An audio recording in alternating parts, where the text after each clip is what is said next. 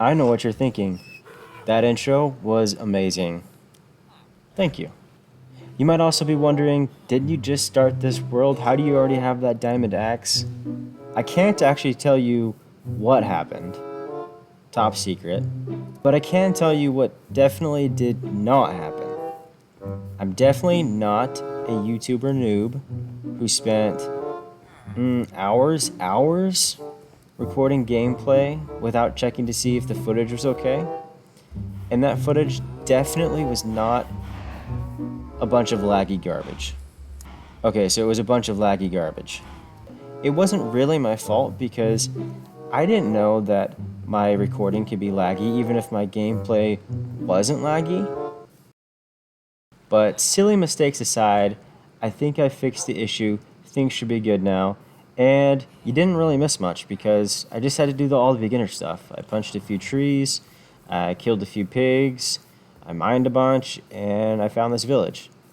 So I'll go ahead and give you a quick tour. Basically, I have this project that I want to do. It's my first main project in this world. And I knew I would need villagers. So I wanted to start in this village, and which is actually in a really cool spot. I know it doesn't really look like much. It's kind of a cool cliffside. But that's not what makes it cool. In fact, I'm not even going to tell you what makes it cool because you'll just see over time just how amazing this spot is. But I started out in this village and I just Ianxofour the heck out of it. If you don't know who Ianxofour is, he's amazing. He's just got the simplest farms ever. So I started off following his villager trading hall tutorial, and basically I tricked all these villagers into jumping into these holes where they'd be trapped forever. So after wrangling all the villagers, I then created this super easy iron farm.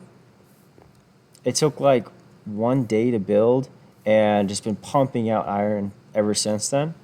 And with the iron from that farm, I was able to follow his tutorial to do some void trading. If you don't know what void trading is, go check it out. And with these 2 villagers alone, I was able to get lots of early game emeralds. I then created this villager breeder and used the early emeralds I got from the void trading to get some early enchantments. I also created this super efficient slime farm so I could get some sticky pistons early game. And remember when I said this village was in a really cool spot? Well, here's reason number 1. Oh, jeez. And no, it's not that I built this tiny little ice farm. It's not even that this tiny little ice farm is in this tiny little snow biome. It's actually because way down here below the surface, I discovered in this huge caving system the stronghold and the end portal, of course. I don't know yet exactly how I want to incorporate the end portal into our base here, but I know I want to. So if you have any ideas, go ahead and let me know. So what I want to accomplish this episode is just take all my stuff down there, move it up here, and build a nice starter farm with all the gizmos and gadgets, everything I need to be able to store my stuff and to just get started in this world. Despite having a really good idea of what I want to do with my starter house, I'm not actually sure how to get started because it looks like I'm going to have to do some terraforming to flatten this area out and connect it with these areas down here. So I'm going to have to do some thinking, but let's get started.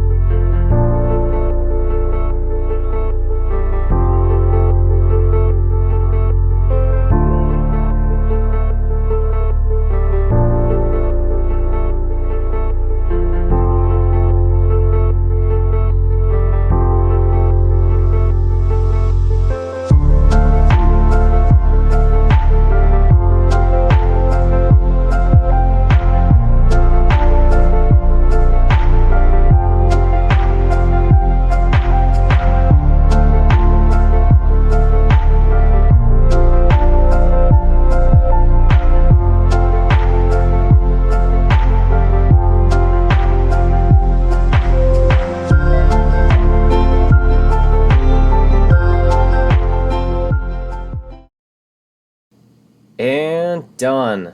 Woo! I know that was only like 60 seconds for you guys, but it's been like a week and a half, 2 weeks IRL for me. I did a lot of detail work and I finished the interior. So I'll show you that in a little bit, but you guys saw in the time lapse this basic structure being built. So let's check it out right now. So again, very basic structure. I'll throw up the reference picture of this cool house, this cool village that I kind of wanted to emulate. And you'll see again, it's very basic architecture. So nailed that. That was easy. But then I did do a little bit of texturing, a little bit on the walls here, but a lot more on the roof. And again, I wanted to copy that reference picture where it's got that lighter bit on top, and then maybe some scum or whatever that's built up on the roof, after lots of rains or something like that. And so there's this kind of old, dirty roof. And I think it works, especially from a distance. I think it looks really cool. So that's the basic shape of the house. There's a whole lot more. You could see that little bit right there is just floating. There's a whole lot of terraforming work I have to do on the outside. And in fact, I got some really cool plans for the cliffs. But guys, this episode is taking me like way too long to get out. I know it'll get better with time. It'll get easier and faster. But man, I just wanted to get this episode out. And so there's a whole lot of work I did not do. But let's go check out the interior and some of the more detailed work. All right, so here we are on the other side of the house. In case it wasn't clear before, I was way down there, and over here is the village.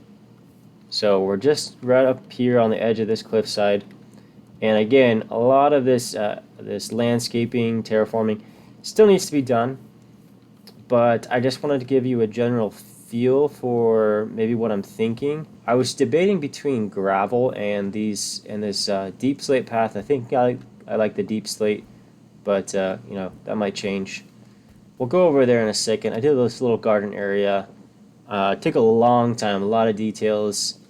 I still don't have shulker boxes, man. So everything I made use of those llamas, and I don't know where the other llama was, but those donkeys, which I've never really done before. But when you don't have shulker boxes, they're not a bad option.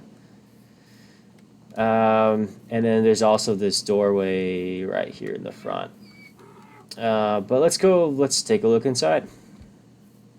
All right, guys. So here's the interior. And I love this interior.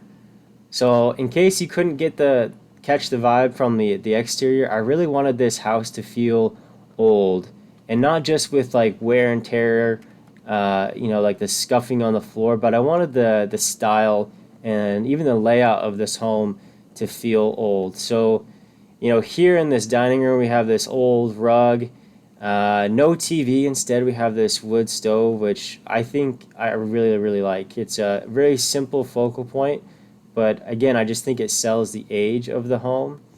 And then, even though we have this open concept format layout of the house, we have back here some more tight quarters and just the exposed brick. It's kind of like the old bones of the house showing, and lots of detail that we'll take a look at in a sec.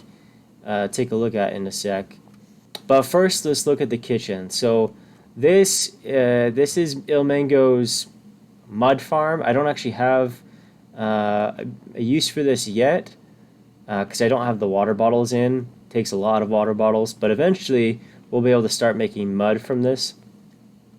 But I think just looking at this, I feel like it kind of sells the aesthetic of like maybe like an old like brick pizza oven or something, just some old, big fancy oven. I don't know, maybe just use your imagination, but I really like that.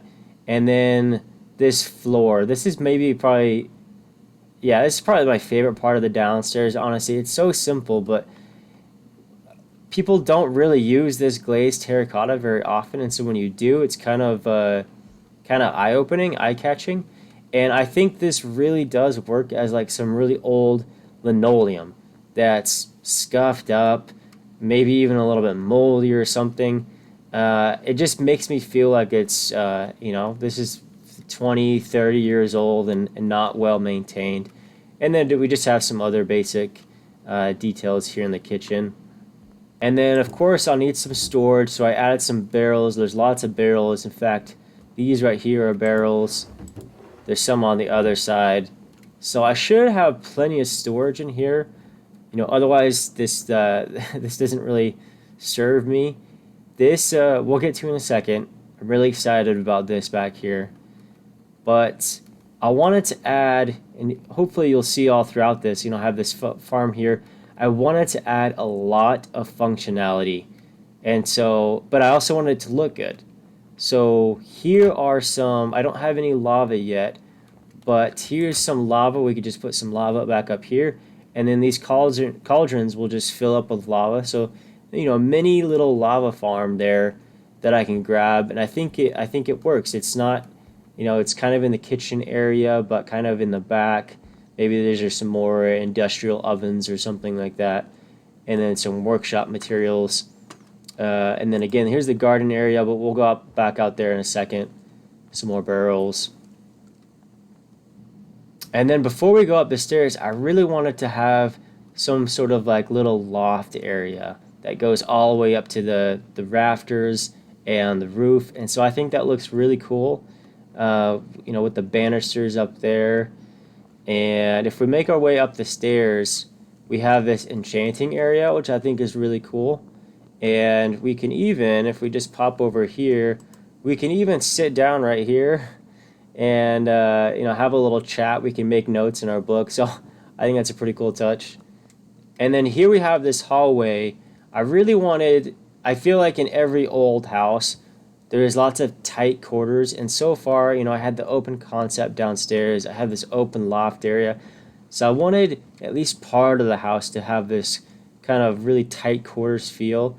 And so I added this little hallway, and I might even put another door right here, just so it feels really enclosed. But here we have our bedroom. I should probably set my spawn and actually sleep right now. And then I just added some basic details. So I left some room on the shelf to put some various knickknacks that we get along the way. I might put maybe my first armor set right here. We got our jukebox. So nothing super fancy in here. And then in here we have absolutely nothing. So I told you that I wanted to add lots of functionality. So I thought about all these different farms that I could add. I was thinking about adding a cactus farm back here, but again, I'm going for aesthetics too, and I just couldn't figure out a way to make it work and also be aesthetic. And so here I originally had planned a snow farm, just like a snowman captured in there.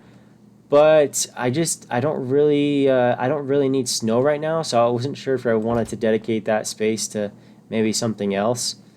And so yeah, I still need to figure out what to put here and here. I even toyed around with the idea of putting a glow lichen farm right here, but it just didn't feel right. And so instead, I think I actually have some plans to make a little lichen farm somewhere else, maybe in a cave on the cliffside or something like that, because I've been using a lot of glow lichen, and so far I just have to bone meal it one at a time, and that's just time consuming. I can make a farm that's much faster. All right, so now we have the back area. And actually, let me show you something pretty cool. So I ran into a problem when I was making this mud farm. If you can see right here, the window, the scaffolding, is supposed to go right here, but this torch was kind of in the way.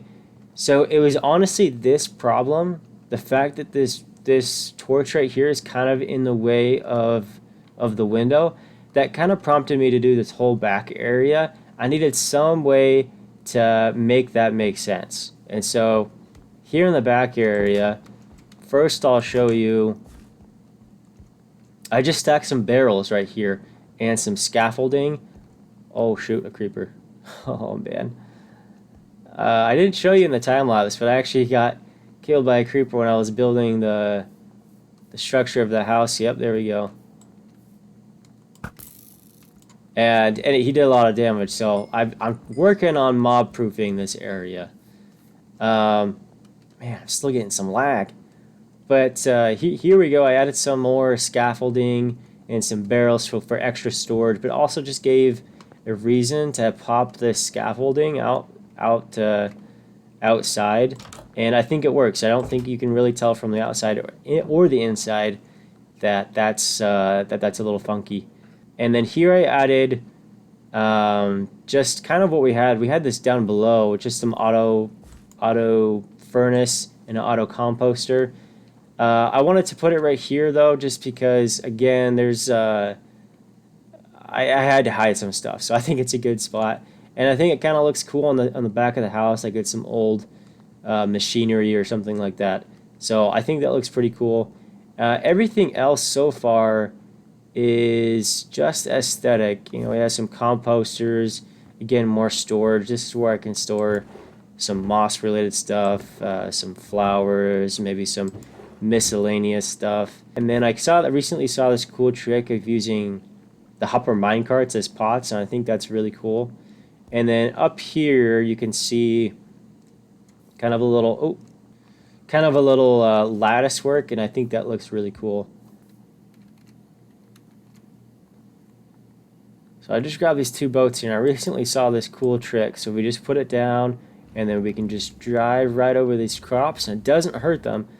And in fact, when you pop out, boom, it's like little planter boxes. Let me scoot this one forward just a second, there a little bit. There we go. Awesome. So those are like little planter boxes where we can still reach this area. And then I also have these, I was able to get all 4 flowers. The sunflower took forever to find. But now if I want dyes, I can get most of the dyes from those 4 flowers. And that's this little back area. Alright, so what's this door about? So I wanted to add just another little bit of functionality. And this is something that I will definitely use. So let me just go ahead and put a dispenser here, an observer here, and the observer is going to be observing some water. So let me put a button here. I swapped the dispenser and dropper. Oops. There we go. Put the dropper right here, I think is good. And this dropper we'll put right here. And I'll put these hoppers down to catch everything. And you still might be a little bit confused. But let me just pop that in. Okay. So now, boom. Oh, I think I need a sign there.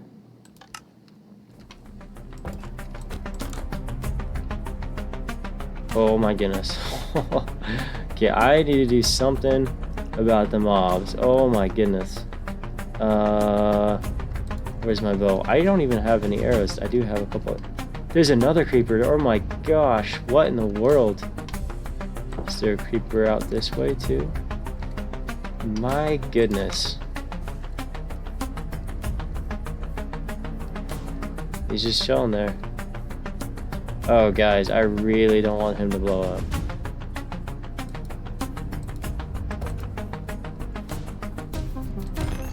There we go. Why are they attracted to the doors? I don't get it. Is he still? Yeah, he's still right there. Oh, okay.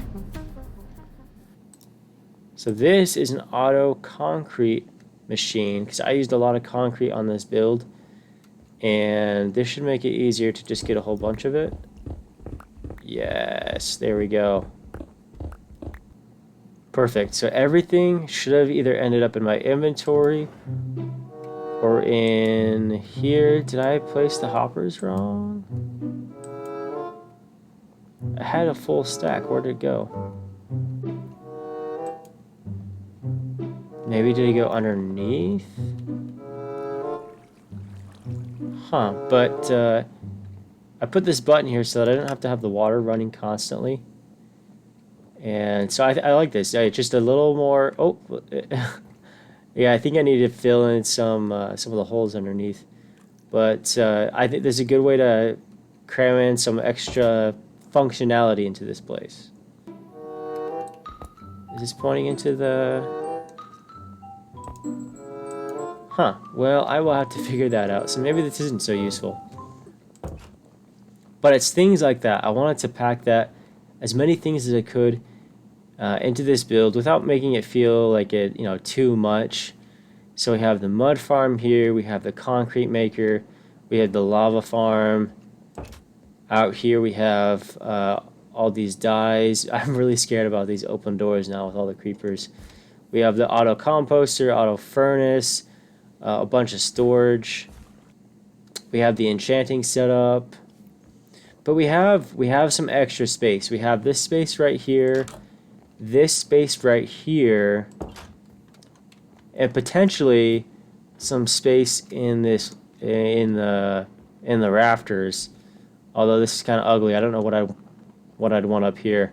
If you guys have any ideas for some cool farms or gadgets or gizmos that I can add to this place, let me know. And if you guys made it to the end of the episode, congratulations, because you're probably one in like 5 people, and that means you get to be the first ones to help me grow my channel. So go ahead and like and subscribe. Next episode, I'm going to build this crazy farm, do some more building, and maybe even texture that cliffside. Thank you for watching. You guys are amazing. I'll see you next time.